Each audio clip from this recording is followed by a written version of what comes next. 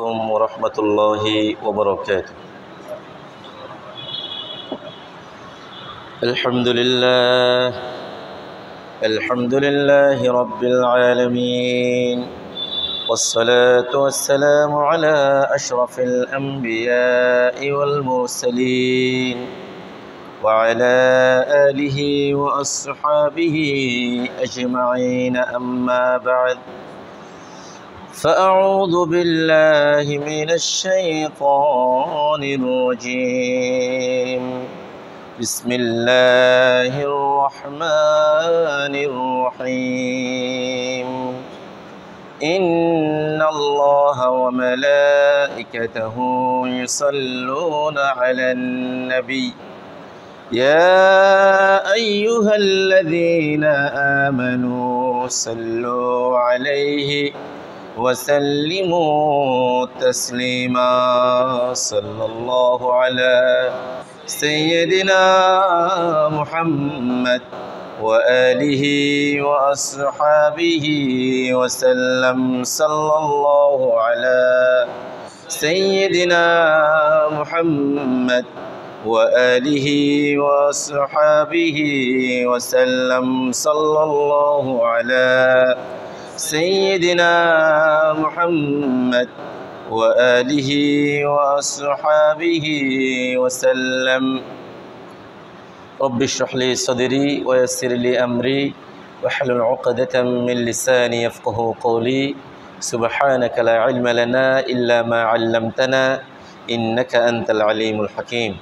সম্মানিত উলামায়ে কিরাম, পিতৃ সমতুল্য দাড়িপাখা মুরব্বিয়ানে আযম, অত্র এলাকার সর্বস্তরের দিনদার পরহেজগার নামাজি আমার ভাই বন্ধুগণ, রব্বুল আলামিনের দরবারে শুকরিয়া আদায় করছি যে মহান রব্বুল ইজ্জত আজকের এই মোবারকময় দিনে, বরকতময় সময়ে, রহমতপূর্ণ স্থান আল্লাহর ঘরে এসে বসে জুমা পূর্ববর্তী সংক্ষিপ্ত এই আলোচনায় আমাদেরকে অংশগ্রহণ করার সুযোগ, সুস্থতা ও তৌফিক দান করেছেন।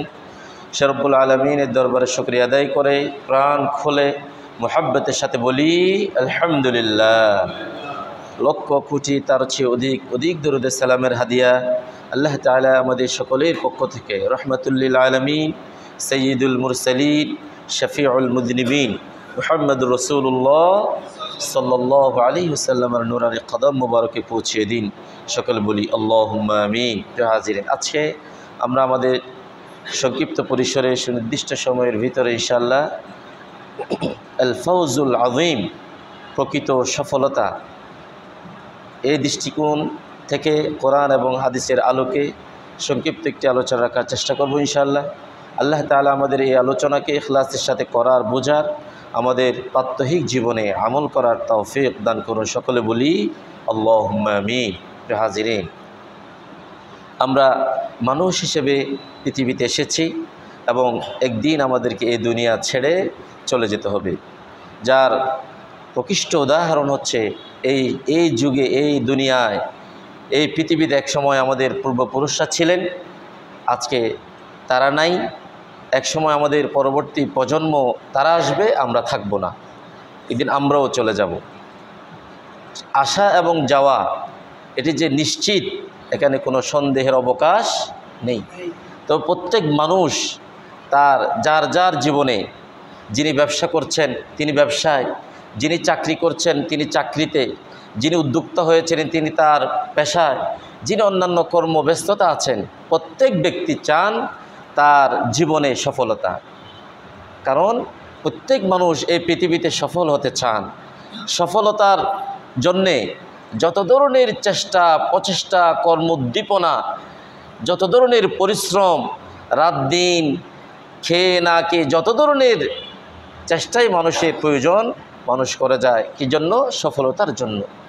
রব্বুল আলামিন ইজ্জত, যিনি আমাদেরকে একটি সুন্দর জীবন বিধান এবং আমাদের স্রষ্টা, যিনি আমাদের সমস্ত কিছুর মালিক, যার ব্যাপারে আমরা ঘোষণা দিয়েছি, রাসূলুল্লাহ সাল্লাল্লাহু আলাইহি ওয়াসাল্লামকে আল্লাহ তাআলা বলেছেন, হে হাবিব, আপনি বলুন, আপনি ঘোষণা দিন, কুল ইন্না সালাতি ওয়া নুসুকি ওয়া মাহইয়ায়া ওয়া মামাতি লিল্লাহি রব্বিল আলামিন। হে হাবিব সাল্লাল্লাহু আলাইহি ওয়াসাল্লাম, আপনি ঘোষণা দিন, আমার নামাজ, আমার কুরবানি, আমার জীবন আমার মৃত্যু সমস্ত কিছু কার জন্যে? আল্লাহর জন্যে। তাহলে আমার জীবন আল্লাহর জন্যে, আমার মৃত্যু আল্লাহর জন্যে। এর মানে হলো এই পৃথিবীতে আমার থাকা এবং চলে যাওয়া সমস্ত কিছু কার জন্যে? আল্লাহর জন্য। হ্যাঁ, এই দুনিয়ার জীবনকে কাটানোর জন্যে যেভাবেই দুনিয়ার জীবনকে কাটানোর প্রয়োজন, আমাদেরকে দুনিয়ার এই জীবনকে কাটাতে হবে। তবে এই দুনিয়ার জীবনকে কাটিয়ে যেন আমরা অফুরন্ত পরকালকে আমরা অর্জন করতে পারি, সেই চেষ্টা আমাদেরকে করতে হবে। এই জন্য সফলতা কোথায়? মূল সফলতা কি? একটি উচ্চতম ডিগ্রি অথবা ভালো পজিশন, ভালো একটি চাকরি, দুনিয়ায় কিছু অ্যাসেট, কিছু ঘর বাড়ি বিল্ডিং দালান, কিছু ব্যাংক ব্যালেন্স সম্পত্তি, এগুলি কি মূলত সফলতা নাকি অন্য কিছু? তাহলে আমরা কোরআন এবং হাদিস, যেহেতু আমরা মুমিন হয়েছি, কোরআন এবং হাদিস শরীফ যেটাকেই সফলতার মূল দ্বারপ্রান্ত চূড়ান্ত বলেছেন, সেটাই হবে মুমিনের জন্যে মূল সফলতা। তাহলে আসুন আল্লাহর কোরআন কি বলছে। সূরাতুল আহজাব ৭১তম আয়াত আল্লাহ তাআলা বলছেন, ومن يطع الله ورسوله فقد فاز فوزا عظيما। আল্লাহ রাব্বুল আলামিন বললেন, এই পৃথিবীর জমিনে যারা আল্লাহ এবং তার রাসূল সাল্লাল্লাহু আলাইহি ওয়াসাল্লামকে অনুসরণ করেছে, তার দৈনন্দিন জীবন, তার পারিবারিক জীবন, তার দাম্পত্য জীবন, সাংসারিক জীবন, চাকরির জীবন, ব্যবসায়িক জীবন, সামাজিক জীবন, রাজনৈতিক জীবন, রাষ্ট্রীয় জীবনের প্রতিটি ক্ষেত্রে, প্রতিটি রন্ধ্রে রন্ধ্রে যে আল্লাহ এবং রাসূলুল্লাহ সাল্লাল্লাহু আলাইহি ওয়াসাল্লামের দেখানো পথকে অনুসরণ করেছে, ওই ব্যক্তি চূড়ান্ত সফলতা অর্জন করেছে। আল্লাহ রাব্বুল আলামিন ইজ্জত, এই জন্য মানুষ যাতে এই দুনিয়ার ক্ষণিকের জীবনের সফলতাকে চূড়ান্ত সফলতা হিসেবে ধরে না নেয়, আল্লাহ রাব্বুল আলামিন ইজ্জত সফলতার উলামায়ে কেরাম দুইটি পথকে গ্রহণ করেছেন। এক নম্বর হচ্ছে আন-নাজাতু মিনান নার ওয়া দুখুলুল জান্নাহ। একটি হচ্ছে মানুষের সফলতা, সেটি হচ্ছে কি জাহান্নাম থেকে বেঁচে থাকা এবং জান্নাতে প্রবেশ করা। এক নম্বর সেটা কি? জাহান্নাম থেকে বেঁচে থাকা এবং জান্নাতে প্রবেশ করা। এটি হচ্ছে মূলত সফলতার চূড়ান্ত পর্যায়।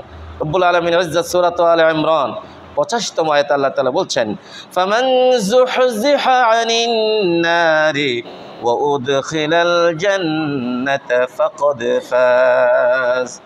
আল্লাহ রাব্বুল আলামিন বললেন, যে ব্যক্তিকে জাহান্নাম থেকে দূরে রাখা হয়েছে, যে ব্যক্তিকে জাহান্নাম থেকে হেফাজত করা হয়েছে এবং জান্নাতে প্রবেশ করানো হয়েছে, সে ব্যক্তি মূলত সফলতা লাভ করেছে। ফামান যুহযিহা আনিন নার, জাহান্নাম থেকে হেফাজত এবং জান্নাতে প্রবেশ, এটি হচ্ছে ফাকাদ ফাজা, সে ব্যক্তি সফলতা লাভ করেছে। এরপরে দ্বিতীয় আরেকটি হচ্ছে কি আল ফারহু ইয়াউমাল কিয়ামা, কিয়ামতের ময়দানে আনন্দ পাওয়া।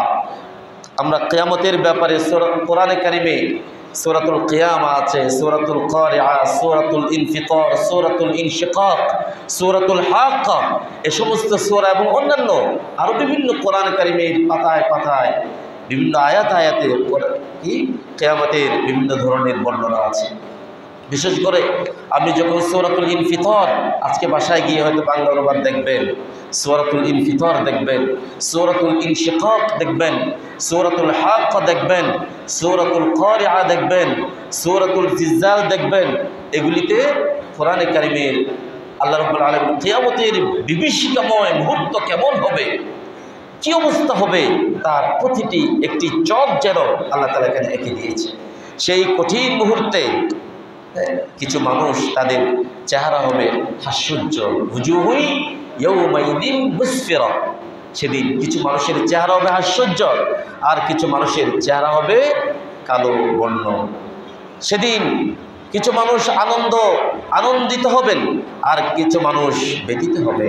আল্লাহ রাব্বুল আলামিন বলছেন, ওই মানুষই প্রকৃত সফলতায় উনি সফলতা লাভ করেছেন, যিনি সেদিন কিয়ামতের ময়দানে অর্থাৎ হাসরের ময়দানে কি হবেন?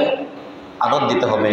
আল্লাহ রাব্বুল আলামিন ইজ্জত সেদিকে ইঙ্গিত দিয়ে সূরাতুল হাক্কা 19 এবং 20 আয়াতে আল্লাহ তাআলা বলছেন, মানুষকে যখন ডান হাতে আমলনামা দেয়া হবে, কিছু মানুষকে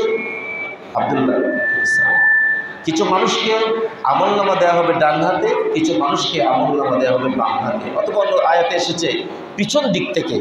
সেখানে আল্লাহ তাআলা যারা ডান হাতে আমলনামা দেওয়া হবে তাদেরকে তাদের আনন্দের কথা ইঙ্গিত দিয়ে আল্লাহ তাআলা বললেন, হাউম ইকরাউ কিতাবিয়া ইন্নী যানানতু আন্নী মুলাকিন হিসাবিয়া ফাহুয়া ফি ঈশাতির রাদিয়া। আল্লাহ তাআলা বললেন, সেদিন যাদের আমলনামা তার ডান হাতে দেয়া হবে, ডান হাতে বুঝিয়ে দেয়া হবে। এবং আল্লাহ রাব্বুল আলামিনের ইজ্জত কোরআনে কারীমের অন্য জায়গায় ইরশাদ করেছেন, আল্লাহ তাআলা সেদিন প্রত্যেক মানুষকে তার 70, 50, 100 বছর যতদিন তিনি পৃথিবীর জমিনে বেঁচে ছিলেন কোথায় কি করেছেন সমস্ত কিছুর আমলনামা এভাবে ফাইল আকারে দিয়ে আল্লাহ তাআলা বলবেন, ইকরা কিতাবাক কাফা বিনাফসিকাল ইয়াওমা আলাইকা হাসিবা। হে আমার বান্দা বান্দিনী, আজকে তোমার সমস্ত জীবনের সমস্ত আমলনামা তোমার হাতে দেয়া হলো। তোমার সেই বালেগ হওয়ার পর থেকে শুরু করে কোথায় কি করেছো না করেছো, কোন পথে তুমি চলেছো, কোন পথে তুমি উপার্জন করেছো, কোন পথে তুমি ব্যয় করেছো, তোমার সেই কাক ডাকা ভোর থেকে শুরু করে আবার ঘুমানো পর্যন্ত তোমার 24টা ঘন্টা কিভাবে কোন পথে তোমার ব্যয় হয়েছে সমস্ত কিছু পুঙ্খানুপুঙ্খ এই আমলনামায় লেখা থাকবে। ও আমার বান্দারে, আজকে তোমার সমস্ত আমলনামা তুমি নিজেই পড়ো, নিজেই অনুসন্ধান করো, নিজেই গবেষণা করো, নিজে দেখো, আর দেখতে পাবে তোমার স্থান কোথায় হয়ে যাবে, তোমার স্থান কোথায় হবে, তোমার হিসাব নিকাশ কি হবে, তোমার বিচার ব্যবস্থা কি হবে, সমস্ত কিছুর জন্যে আজকে তুমি যথেষ্ট হয়ে যাবে। কাফা বিনাফসিকাল ইয়াওম আলাইকা হাসিবা, আজকে তোমার হিসাবের জন্য তুমি যথেষ্ট। আজকে এই দুনিয়ার ক্ষণিকের জীবনে একটু প্রতিপত্তি, একটু ক্ষমতা, একটু পাওয়ার, একটু ভালো থাকার জন্যে, তোমার স্ত্রী পুত্র পরিজনকে একটু ভালো রাখার জন্যে, তোমার একটু প্রসিদ্ধি খ্যাতির জন্যে কোথায় কি করেছিলে ভালো মন্দ সমস্ত কিছু লেখা থাকবে। সেদিন আল্লাহর দরবারে প্রত্যেকেই জবাবদিহি করতে হবে, ঠিক না বলেন? সেখানে পার পাওয়ার কোনো সুযোগ নাই, সেখানে আল্লাহর সেই হিসাব থেকে বাঁচার কোনো সুযোগ নাই। আল্লাহ বলছে প্রত্যেকেই সেটা দেখতে পাবে। আজকে আমাদের উলামায়ে কেরাম উদাহরণ দিয়ে বলছেন যে আমাদের এই জীবন কীভাবে আল্লাহ তাআলা সেখানে দেখবেন। এই যে আজকে আমরা যে গুগলে যে কোনো বিষয় চার্জ করি, যে কোনো বিষয় আপনি গুগলে চার্জ দেন, এখানে একটা অ্যাপস বের হয়েছে চ্যাট জিপিটি। আপনারা হয়তো এখানে আমাদের ইয়াং জেনারেশন বাইরে শিক্ষিত বাইরে জানবেন, চ্যাট জিপিটি একটা অ্যাপস। এই অ্যাপসকে আপনি একটা ছোট একটা বিষয় আপনার জানতে চাচ্ছেন, আপনি হচ্ছে কোরআন কি, মনে করেন আপনি নন মুসলিম একজন ব্যক্তি, উনি সেখানে চার্জ দিলেন কোরআন কি, সেখানে একটার পরে মুহূর্তের ভিতরে 2 সেকেন্ডের ভিতরে কোরআন কি শেখা উত্তর চলে আসবে। আপনি বাংলায় চাচ্ছেন, ইংরেজি চাচ্ছেন, আমরা যে কোনো ভাষায় চাচ্ছেন চলে আসবে। এরপরে প্রশ্ন আসবে এই ব্যাপারে কি আপনি আরও বিশদে জানতে চাচ্ছেন, সেখানে আরও আসবে। এরপরে আপনি জানার পরে আপনাকে উল্টো আবার প্রশ্ন করা হবে, এই কোরআনের কি একটা ছবি আমি আপনাকে দেব, অথবা কোরআনের আয়াতগুলোকে আমি আপনাকে অনুবাদ করে দেব, এখানে কয়টি পারা আছে, কয়টি আয়াত আছে, এগুলো কোথায় নাজিল হয়েছে, মানে আপনি ডিটেলস যদি জানতে চান মুহূর্তের ভিতরে 10 মিনিটের ভিতরে কোরআনের ব্যাপারে আপনি সব কিছু জেনে যাবেন, একটা অ্যাপস মাত্র। এরপর আমরা যদি উদাহরণস্বরূপ বলি যে গুগলের, আপনারা হয়তো ইয়াতে দেখেছেন, গুগলে আমরা পৃথিবীর যে কোনো প্রান্ত থেকে যে কোনো কিছু কেউ যদি গুগলে চার্জ করে সেকেন্ডের ভিতরে চলে আসে, তাহলে গুগল এগুলি সেভ করেছে কিভাবে? গুগলের মূল সেন্ট্রাল তাদের সেখানে শত মাইল দূরের, হাজার মাইল দূরের সমস্ত ইনফরমেশন তারা কিছু ডাটাবেস করে, কিছু বড় মেমোরি করে সেখানে তারা সেভ করে রেখেছে। পৃথিবীর যে কোনো প্রান্ত থেকে যে কোনো ব্যক্তি, যে কোনো ভাষার মানুষ চার্জ দিবে, সেখান থেকে বের হয়ে আসবে। তাহলে পৃথিবীর সমস্ত ইনফরমেশন তারা কিছু ইলেকট্রনিক্স ডিভাইসের ভিতরে, মেমোরির ভিতরে সেভ করে রেখেছে। তাহলে এগুলি কি মানুষের জ্ঞান না আল্লাহর পক্ষ থেকে? তাহলে আল্লাহর পক্ষ থেকে দেয়া জ্ঞানে কিছু ইঞ্জিনিয়ার, কিছু প্রকৌশলী, কিছু ব্যক্তি যদি পৃথিবীর সমস্ত ইনফরমেশনগুলোকে একটি রুমে আবদ্ধ করতে পারেন, যিনি এই পৃথিবীর সমস্ত কিছুর স্রষ্টা, যিনি আসমান জমিনের মহাবিশ্বের স্রষ্টা, তিনি কি মানুষের আমলনামাকে ছোট একটি মেমোরিতে সেভ করতে পারেন না? বলেন, পারেন। এই যে আমাদের মোবাইলে এই যে ছোট ছোট মেমোরি আছে, অথবা আমরা যে পেন ড্রাইভ বলি, এখানে হাজার হাজার ডাটাবেস, এমবি, জিবি সেখানে সেভ করে রাখা যায়। 10,000 বছর আগে, 1000 বছর আগে এগুলো যদি সেভ করা হয়, এগুলি 100 বছর পরে যদি আপনি কোথায় কি সেটা আপনি চার্জ দেন, সেটা বের হয়ে আসছে। তাহলে আমি আপনার 100 বছর হায়াতের ডাটাবেস কিংবা আমলনামা, এগুলি যদি ইনফরমেশন, এগুলি যিনি মহান সৃষ্টির স্রষ্টা, যিনি মানুষের এই জ্ঞানদাতার সৃষ্টি, যিনি তিনি বলেছেন ওমা উতিতুম মিনাল ইলমি ইল্লা কলিলা, মানুষকে তো অতটুকু জ্ঞান দেওয়া হয়েছে। একটি সাগরে, মহাসাগরে একটি পাখি যদি তার ঠোঁট দিয়ে সাগরের মহাসাগর থেকে পানি নিতে চায়, তার ঠোঁটে যে পরিমাণ পানি উঠবে, সমস্ত পৃথিবীর মানুষকে আল্লাহ মহাজ্ঞানী, সমস্ত জ্ঞান থেকে সেই ঠোঁট পরিমাণ জ্ঞান দিয়েছেন। এই ঠোঁট পরিমাণ জ্ঞান দিয়ে যদি মানুষ পৃথিবীর সমস্ত ইনফরমেশন এক জায়গায় আনতে পারেন, তাহলে মহান স্রষ্টা যিনি, তিনি কি আমাদের ইনফরমেশনগুলি এক জায়গায় আনতে পারবেন না? এখানে কি কোনো ডাউট কিংবা সন্দেহের অবকাশ আছে? নেই। এই অবকাশ না থাকা, এটাকে একেবারে, এখানে তো আমরা যুক্তি দিয়ে বুঝালাম, কোনো যুক্তিহীনভাবে এটাকে বিশ্বাস করা, এটা হচ্ছে ইউমিনুনা বিল গায়বি, তারা ঈমান আনে গায়বের উপরে। আল্লাহ পারেন। এই যে এখানে আমাদের মুরব্বীরা আছেন, তাদের এখানে যে জান্নাত জাহান্নাম, এখানে যে কবর, কারো জন্য কবর হবে আল কবর রাউদাতুম মিন রিয়াদুল জান্নাহ, কারো জন্য কবর হবে জান্নাতের টুকরো, আবার কারো জন্য কবর হবে আল কবর হুফরাতুম মিন হুফারিল জান্নাহ, জাহান্নামের একটি অংশ হবে। যেখানে এখানে হিসাব বিকাশ হবে, এখানে ফেরেশতারা আসবেন, সওয়াল জবাব করবেন। এই যে আমরা নামাজে এসেছি, আমরা ভালো কাজ করছি, আমরা যে কোরআন তেলাওয়াত করছি, আমরা সাদাকা করছি, এগুলি যে মানুষের আমলনামাগুলি কোরআনে কারিমের সমস্ত কিছুর আলোকে, হাদিস শরীফের আলোকে, এগুলি যে আমাদের কবরে আমাদের সহযোগী হবে, এগুলির প্রতি আমরা বিশ্বাস করি কিনা বলেন? কি করি? এই জন্য আমরা মুমিন, এই জন্য আমরা ইমানদার। প্রিয় হাজিরিন, এই জন্য কিয়ামতের ময়দানে সফলতা আল্লাহ তাআলা বলবেন, সেদিন যাদের আমলনামা ডান হাতে দেওয়া হবে, তারা বলবে ইন্নী যানানতু আন্নী মুলাকিন হিসাবিয়া ফাহুয়া ফি আইশাতিন রাদিয়া। তিনি সেদিন কোথায় থাকবেন? তিনি একেবারে আইশাতিন রাদিয়া, একটি প্রশান্ত চিত্তে সন্তুষ্টির জীবনে তিনি সেখানে প্রবেশ করবেন। আল্লাহ তাআলা তার নিয়ামত প্রাপ্তদের কাতারে আমাদেরকে শামিল করে দিয়ে সকলে বলি আল্লাহুম্মা আমিন। এই জন্য আমাদের কী করতে হবে? আল্লাহ রাব্বুল আলামিন ইজ্জত সূরাতুত তাওবায় বলছেন, এখানে কিছু গুণাবলী, এখানে আল্লাহ তাআলা কয়েকটি গুণাবলী আল্লাহ তাআলা এখানে বর্ণনা দিচ্ছেন। আল্লাহ বলছেন التائبون العابدون الحامدون السائحون الراكعون الساجدون الآمرون بالمعروف والناهون عن المنكر والحافظون لحدود الله।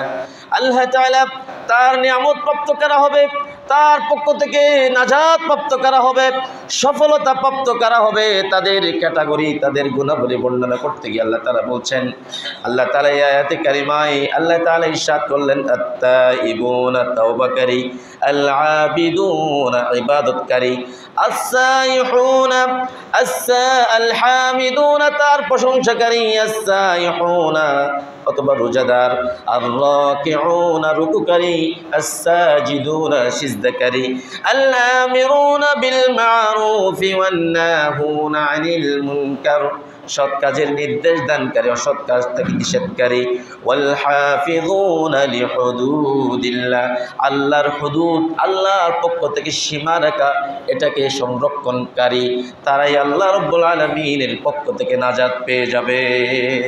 আল্লাহর পক্ষ থেকে সীমা রেখা এটা কি? রাসূলুল্লাহ সাল্লাল্লাহু আলাইহি ওয়াসাল্লাম একটা ছোট্ট একটা হাদিস শরীফে তিনি ইরশাদ করলেন, মান ইয়াযমানু লি মা বাইনা লিহিয়াইহি ওয়া মা বাইনা রিজলাইহি আযমান লাহুল জান্নাহ। রাসূলুল্লাহ সাল্লাল্লাহু আলাইহি ওয়াসাল্লাম ইরশাদ করলেন, ও পৃথিবীর মানুষ, তোমাদের জন্য আমি জান্নাতের সার্টিফিকেট দেব, তোমাদের জন্য জান্নাতের জামিনদার আমি হয়ে যাব, জান্নাতের ওয়াদা আমি রাসূল দেব।